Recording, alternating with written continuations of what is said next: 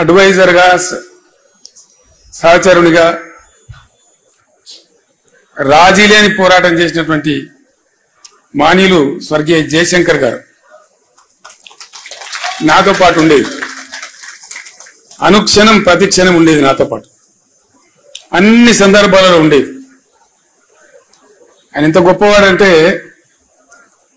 చాలా మంది జీవితంలో చాలా పనులు చేస్తారు, ఏదో ఒక స్టేజ్లో రాజీ పడిపోతారు. ఎందుకు పడతారో తెలియదు. కఠోరమైన సిద్ధాంతాలు నమ్మినటువంటి కొంతమంది పెద్దలు కూడా ఒక సందర్భం వచ్చేటప్పటికీ ఆ సిద్ధాంతాన్ని పక్కకు పెట్టి కూడా కొన్ని పనులు చేస్తారు. ప్రొఫెసర్ జయశంకర్ గారికి ఉన్న ఒక గొప్పతనం ఏంటంటే ఆయన ఆజన్మ తెలంగాణ వాది, ఆజన్మ అన్కాంప్రమైజ్డ్ తెలంగాణ ఫైటర్, అన్డౌటెడ్లీ. ఎందుకంటే ఒక 14-15 ఏళ్ళు సుదీర్ఘంగా ఆయనతో పాటు నేను కలిసి పనిచేసిన కాబట్టి అనేక సందర్భాలలో ప్రయాణంలో కావచ్చు, ప్రస్థానంలో కావచ్చు, చర్చలలో కావచ్చు, ఎంత గొప్పవాడు ఆయన అంటే ఈ టైంలో నేను ఆయన స్మరించుకోకుండా ఉండలేను. అట్లాంటి మనుషులు అరుదుగా ఉంటారు ప్రపంచంలో. ఎక్కడి నుంచి ప్రారంభమైంది సార్ మీ ప్రస్థానం అంటే హైదరాబాద్ స్టేట్గా ఉన్నప్పుడు, అక్కడ ఆంధ్ర రాష్ట్రం ఉన్నప్పుడు నిజాం రాజు పెట్టినటువంటి పాఠశాలలు ఉండేవి మన దగ్గర. మల్టీపర్పస్ హై స్కూల్స్ కావచ్చు, మరొకటి కావచ్చు. మర్కజీ స్కూల్ అని ఒకటి ఉండేది వరంగల్ టౌన్లో. ఆ మర్కజీ స్కూల్లో ఆయన విద్యార్థిగా ఉండే టైంలో ఆంధ్ర ప్రాంతం నుంచి ఉన్నటువంటి ఆనాటి అయ్యదేవర కాళేశ్వరరావు వగైరా వగైరా వ్యక్తులు వచ్చి తెలంగాణ ప్రజలను మానసికంగా సిద్ధం చేయడానికి కొన్ని ప్రయత్నాలు చేసేవాళ్ళు. దానిలో భాగంగా ఆయన వచ్చి మీ తెలంగాణ భాష మొత్తం చెడిపోయింది, కులిపోయింది, మీ తెలంగాణ భాషలో బాగా ఉర్దూ ఉంటుంది, మీది స్వచ్ఛమైన తెలుగు కాదు అని ఒక హేళన చేసినట్టుగా మాట్లాడుతూ మీరు సంస్కరించబడాలి, మిమ్మల్ని సంస్కరించడానికి మేము ఆంధ్ర ప్రాంతం నుంచి వస్తాం అంటే వీళ్ళు లేచి జై తెలంగాణ అని చెప్పి పిడికిలు బిగించి రాళ్ళు విసిరేస్తే మొట్టమొదటి లాఠీ చార్జ్ అక్కడ జరిగింది వరంగల్లో ఆ విద్యార్థుల మీద. అంతకు ముందు కూడా ఖమ్మంలో కొంత జరిగింది, కానీ ఇది తెలంగాణ ఏర్పాటు అయిన తర్వాత ఖమ్మంలో జరిగింది. తెలంగాణ ఏర్పడక ముందు హైదరాబాద్ స్టేట్ గా ఉన్నప్పుడు జరిగిన సంఘటన ఇది. అక్కడి నుంచి ఆయన ఏ రోజుకైనా సరే తెలంగాణ తన అస్తిత్వాన్ని కోల్పోకూడదు, తెలంగాణ తెలంగాణగానే ఉండాలి అని మనసులో పూర్తిగా బాగా సంకల్పం తీసుకొని ఆయన జీవితకాలం అంతా కూడా పనిచేసిండు. ఎట్లా దోస్తే అట్లా, ఆయనకి ఎంత చేతనైతే అట్లా. ఆనాడు ఉన్నటువంటి ముఖ్యమంత్రి బ్రహ్మానంద రెడ్డి గారు స్వయంగా పిలిచి బెదిరిస్తే కూడా నేను ఊసి చేస్తామంటే చేయండి సార్, మీ చేతిలో అధికారం ఉంది, నేను మాత్రం తెలంగాణ పందా వీడే ప్రశ్నే లేదు అని చెప్పి నిలబడ్డ దీశాలు. అట్లా ఇంక అనేక సందర్భాలు, అనేక బెదిరింపులు, అనేక ఇది. ఒక తీయటి అనుభవం ఏంటంటే వారితోని వారు ఎంత అన్కాంప్రమైజ్డ్, ఎంత రాజీ లేని పోరాట పంద ఉన్న వ్యక్తి అంటే సరే జరిగింది, జరుగుతా వచ్చింది, చరిత్ర అంతా జరిగింది, విలీనమైంది. విలీనం టైంలో సిటీ కాలేజ్ దగ్గర 7 విద్యార్థులను చంపేసినారు కాల్పులలో. అవన్నిటికి సాక్షి ఆయన. తదనంతరం తెలంగాణ ఉద్యమం కోసం కూడా పరితపించిన వ్యక్తి. 69లో ఉద్యమం వచ్చింది, చాలా ఉవ్వెత్తున ఎగిసిపడ్డది. చాలా మంది పెద్దలు పోరాటం చేసినారు, వాళ్ళని కూడా మనము సదా స్మరణీయులు. వాళ్ళు నా ముందు కూర్చున్నారు విజయసింహారెడ్డి గారు, నల్గొండ నాయకులు. వారి తండ్రి గారు బ్రహ్మాండమైనటువంటి కృష్ణారెడ్డి గారు ఆ రోజు పోరాటంలో అగ్రభాగంలో ఉన్నారు. నా పక్కన ఉన్న పోచారం శ్రీనివాసరెడ్డి గారు 69లో ఇక్కడ ఇంజనీరింగ్ కాలేజీ విద్యార్థిగా ఉంటూ పాలిటెక్నిక్ కాలేజీలో అనేక సార్లు లాఠీ దెబ్బలు తిని జైలుకు పోయినారు. ఇట్లా చాలా మంది గురించి చాలా మందికి తెలియదు. అనేకులు పనిచేసినారు, పని చేయలేదని ముచ్చట్లేదు. వారందరూ కూడా మనకు సదా స్మరణీయులు. వాళ్ళందరికీ మనం చేయెత్తి మొక్కాల్సిందే. ఉవ్వెత్తిన ఎగిసిపడ్డ ఆ ఉద్యమం కొద్దిగా పందా యొక్క లోపం వల్ల, వ్యూహ లోపం వల్ల అది ఘోరంగా విఫలమైపోయింది. విఫలమైన తర్వాత కూడా జయశంకర్ గారు తన పందా వీడలే. ఆయన రాస్తూనే ఉన్నాడు, సమీకరిస్తూనే ఉన్నాడు, ప్రతి సంవత్సరం బడ్జెట్లు అనాలిసిస్ చేస్తూనే ఉన్నాడు, తెలంగాణకు జరిగే అన్యాయాలను రికార్డు చేస్తూనే ఉన్నాడు. ఆ రోజుల్లో కంప్యూటర్ ఉండేది కాదు. కంప్యూటర్ వచ్చేదాకా, కంప్యూటర్ వచ్చిన తర్వాత కూడా ఆయన రికార్డు చేస్తూనే ఉన్నాడు. చేసి జరుగుతూ ఉండే. నేను అడిగిన ఒక రోజు, జయశంకర్ గారు 69లో ఘోరమైన వైఫల్యం వచ్చింది కదా, ఇంకో విచిత్రమైన విషయం మీకు గుర్తు చేయాలి. నేను ఇవి అవసరం, మనకు తెలియాల్సిన అవసరం ఉంది. మీరంతా ఈ స్టేజీ పైన కానీ కింద కానీ అతి ముఖ్యమైన నాయకులు ఉన్నారు కాబట్టి ఈ విషయం నేను మీతో పంచుకోవాలనుకుంటా ఉన్నా. 69 ఉద్యమంలో ప్రధానమైనటువంటి అంశం ముల్కీ రూల్స్, చాలా ప్రధానమైన అంశం. ఆనాడు ఉన్నటువంటి యువకులు, చదువుకుంటున్న విద్యార్థులు, ప్లస్ ఉద్యోగులుగా ఉన్నటువంటి వాళ్ళు, మన టీఎన్జిఓలు, వాళ్ళు కూడా బాగా హైలైట్ చేసి కొట్లాడిన విషయం ఏంటంటే ముల్కీ రూల్స్.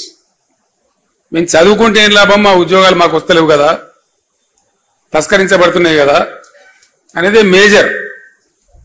నీళ్ల విషయంలో అప్పుడు కాలాలు కొంచెం బాగుండేది, వర్షాలు బాగా కురిసేది. ఈ మన మన మన ఉద్యమ ప్రస్థానంలో జరిగిన ప్రస్తావన తక్కువ ఉండేది అప్పుడు, కానీ ప్రధానంగా ముల్కీ రూల్స్ మీదనే ఉండేది. ఒక విచిత్రమైనటువంటి పరిస్థితి ఏంటంటే ముల్కీ రూల్స్ పేరిటనే అసలు అందులో పాల్గొన్న వాళ్ళు చెప్తే కళ్ళకు నీళ్లు వస్తాయి మనకు. రాజ్భవన్ గేట్ ఎదురుగా ఒక సంఘటన, వాళ్ళు బుల్లెట్లు కొడతా ఉంటే వీళ్ళు రాళ్ళు కొడతా ఉన్నారు, చచ్చిపోతున్నారు. ఇంద్రవల్లిలో గిరిజనులు ఏ విధంగా కొట్లాడినరో, పోలీసు తూటా వస్తా ఉంటే మరో 10 మంది ఉరుకుతా ఉన్నారు. తూటాకు ఎదురుగా తూటా వస్తుంది, నేను చస్తా అని తెలిసి కూడా. అంత ఆవేశపూరితంగా ఉద్యమం జరిగింది.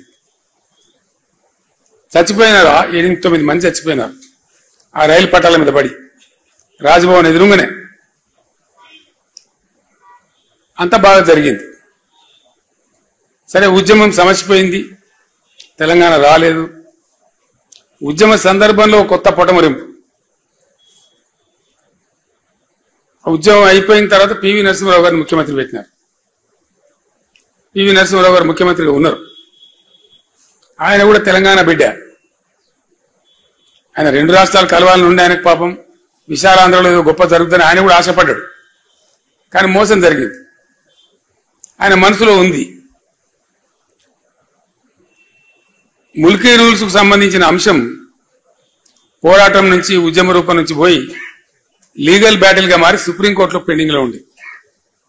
కరెక్ట్ గా 73లో పివి గారు ముఖ్యమంత్రిగా ఉండే టైంలో సుప్రీంకోర్టు తీర్పిచ్చింది తెలంగాణకు అనుకూలంగా. Mulki rules shall continue for Telangana అనగానే ఆంధ్రాలో జయాంధ్ర మూవ్మెంట్ పెట్టింది.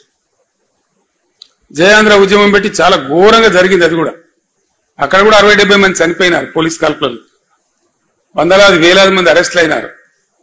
చాలా ఒక 5-6 నెలల పాటు బీభత్సంగా జరిగింది. అది కూడా మళ్లీ ఢిల్లీ ఆ ఆంధ్ర ప్రాంతంలో జరిగిన ఉద్యమాన్ని మాత్రమే పరిగణలోకి తీసుకొని సుప్రీంకోర్టు తీర్పును కాలరాస్తూ రాజ్యాంగ సవరణ చేసింది. నేను ఎందుకు చెప్తున్నా ఈ అంశం ప్రధానంగా అంటే 69లో ఉద్యమం కూలిపోయి నిరాశకు గురైన తెలంగాణ ఇక లెవ్వలే. ఏ ముల్కీ రూల్స్ కోసమైతే రాజ్భవన్ గేట్ కాడ 8-9 మంది విద్యార్థులు చచ్చిపోయే పరిస్థితి వచ్చిందో, అంత ఆవేశపూరితంగా జరిగిందో, ఒక్క విద్యార్థి కాలేజీ లేడండి, యూనివర్సిటీ లేడు. నేను చిన్న పిల్లవాడిని 9వ తరగతిలో ఉన్నప్పుడు సిద్దిపేటలో బై ఎలక్షన్ వస్తే అప్పటి టీపీఎస్ అధ్యక్షుడు మదన్ మోహన్ గారు అక్కడ పోటీకి వచ్చారు. డాక్టర్ చెన్నారెడ్డి గారు తదితరులతో వచ్చి మా ఇంట్లోనే క్యాంప్ ఉన్నారు వాళ్ళు. మేమంతా వాళ్ళకు భోజనాలు పెట్టేది. పెద్దలు వస్తే మన ఇళ్లలో జనరల్ గా ఇంటి వాళ్ళతోనే వడ్డిస్తాం కదా, అట్లా వడ్డించండి, ఆ చేతితో వడ్డించండి. నేను చెన్నారెడ్డి గారికి, రాజారాం గారికి, రాజమల్లు గారికి, అంజయ్య గారికి, ఆనాటి చెన్నారెడ్డి గారి ఉద్యమ సహచరులు ఎందరైతే ఉండరో నేను వడ్డించిన వాళ్ళందరికీ. అట్లా జరిగింది. ఆ టైంలో ఉప ఎన్నికలు కూడా గెలిచినారు. ఇక్కడ నారం జనార్దన్ రావు గారు గెలిచినారు, సిద్దిపేటలో మదన్ మోహన్ గారు గెలిచినారు, చెన్నారెడ్డి గారి నాయకత్వంలో 14-11 ఎంపీలు గెలిచినారు. అయినా కూడా ఆనాడు ఉన్నటువంటి ఇందిరాగాంధీ కనికరించలేదు. కానీ మళ్ళీ అదే ఆంధ్ర ప్రాంతంలో ఉద్యమం వస్తే సుప్రీంకోర్టు తీర్పును కూడా కాలరాసి కర్కశంగా రాజ్యాంగ సవరణ చేసి ముల్కీ రూల్స్ రద్దు చేసినారు. రద్దు చేస్తే కలిగిన బాధ ఏంటంటే ఉద్యమ స్వరూపాన్ని మనం ఒకసారి అనాలిసిస్ చేస్తే ఇక్కడ ఎవ్వడు కుయ్యమనిలే కుట్టుకుమనిలే, అంత నిస్తేజం అయిపోయింది తెలంగాణ. అసలు మాట్లాడిన లేడు. ఆనాడు ఆమోస్ గారు అని చెప్పి టీఎన్జిఓ నాయకుడు ఉండేవాడు, టీఎన్జిఓ అధ్యక్షుడు. ఆయనను కూడా చాలా భయంకరంగా వేధించినారు. పీడీ యాక్ట్ పెట్టినారు, ఉద్యోగం తీసేసినారు, ఎక్స్పెల్ చేసినారు, నెలల తరబడి జైల్లో పెట్టినారు. కానీ ఆయన రాజీ పల్లె. ఆమోస్ గారు కూడా, ఆయన కూడా గొప్ప పోరాట యోధుడు. టీఎన్జిఓలు నిజంగా చాలా గొప్పవాళ్ళు. ఎందుకోసం అంటే టీఎన్జిఓకు చాలా మందికి తెలియదు ఈ విషయం. బ్యాచిలర్ క్వార్టర్స్ ఉంటారు కదా మొజాంజాయి మార్కెట్లో, ఆ బ్యాచిలర్ క్వార్టర్స్ కట్టింది ఎవరంటే నిజాం రాజు. ఆ రోజు టీఎన్జిఓలు పోయి అడిగితే నిజాం రాజు ఒక ఆఫీస్ కేటాయించినాడు, ఎక్కడ బ్యాచిలర్ క్వార్టర్స్. ఇప్పుడు కూడా ఉంది ఆ ఆఫీస్ టీఎన్జిఓలకు. గాంధీ భవన్ పక్కన ఉండే ఆఫీస్ అని అనుకుంటారు చాలా మంది తెలియక. ఈవెన్ నౌ టీఎన్జిఓలకు ఆ కార్యాలయం ఉంది. సో ఆనాటి ఇవ్వలే వాళ్ళు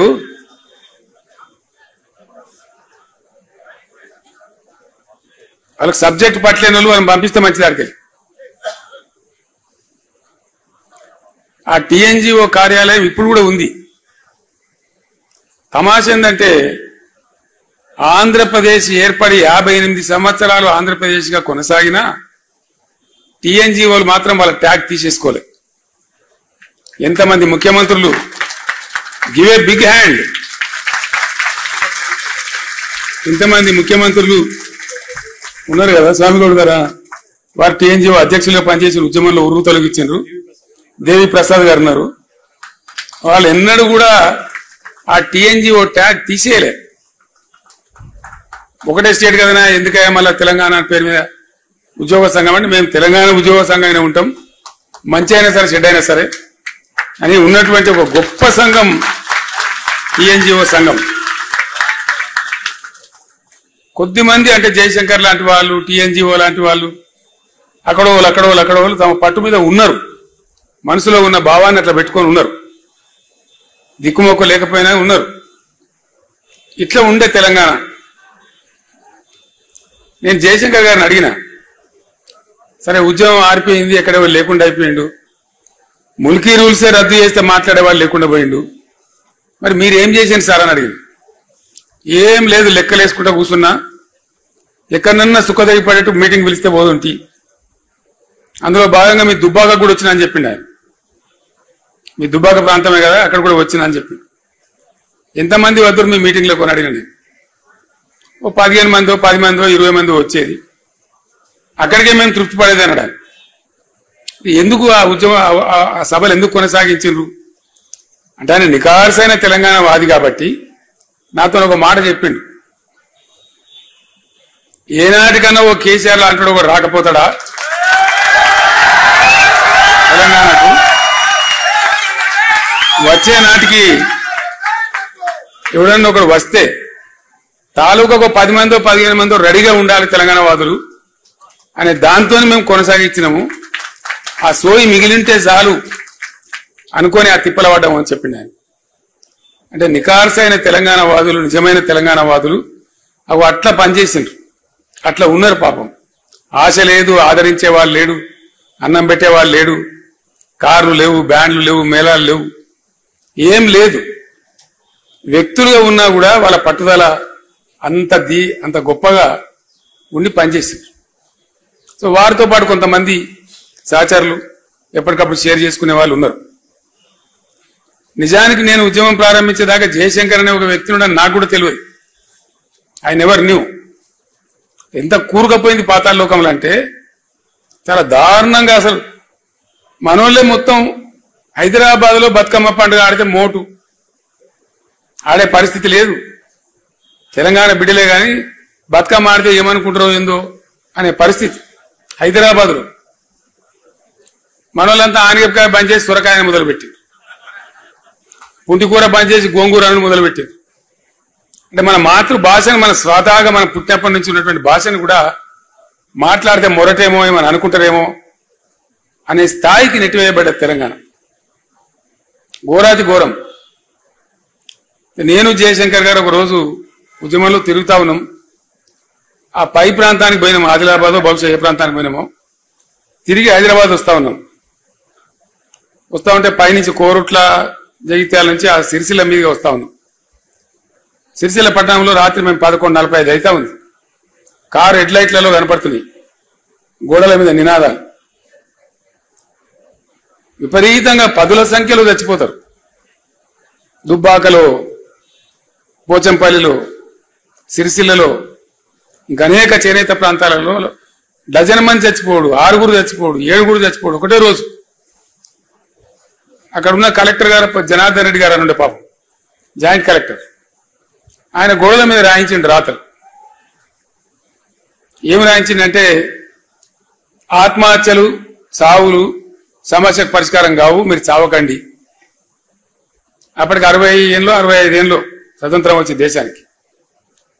నేను జయశంకర్ గారితో 60 ఏళ్ళ స్వతంత్ర దేశంలో ఏమో గీ నినాదాలు మనం గొడవల మీద చూసేది. ప్రపంచం ఎటుపోతుంది, మనం ఎటుపోతున్నాం, మనం బతికేంది సార్ ఈ తెలంగాణ అంటే.